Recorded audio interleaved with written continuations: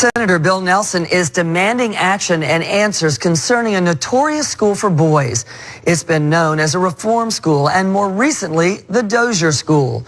USF anthropologists have recently uncovered a number of unmarked graves at the school, which is in Marianna, Florida. Senator Nelson is asking for time and money to allow the USF team to continue its work.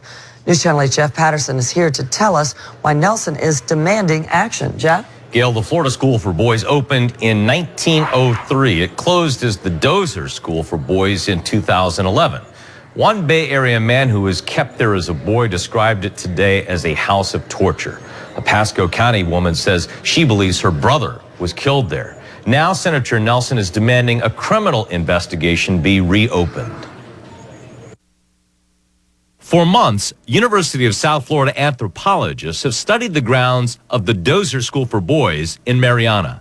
But there are hundreds of acres to cover, and the site has been occupied as a school for boys since 1903. Robert Straley was sent there as a 13-year-old in 1963. Boys really never had a chance, the whips and the chains and the whole bit. Straley says as a child, he was beaten at the school.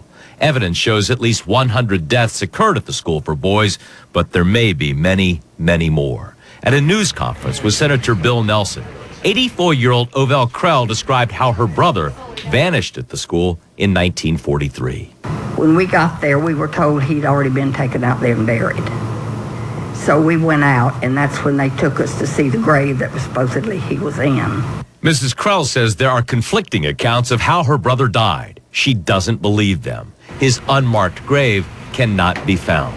Glenn Vardaho described how his uncle died at the school. The family was notified about 10 days to 2 weeks later by U.S. mail that he was dead.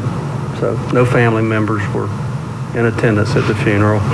The state of Florida still owns the land but is looking to sell the property. Florida Senator Bill Nelson has written a letter to Governor Rick Scott to stop the sale. I want to find out where the graves are. I want them exhumed. I want them examined. And I want to see if potential crimes have been committed.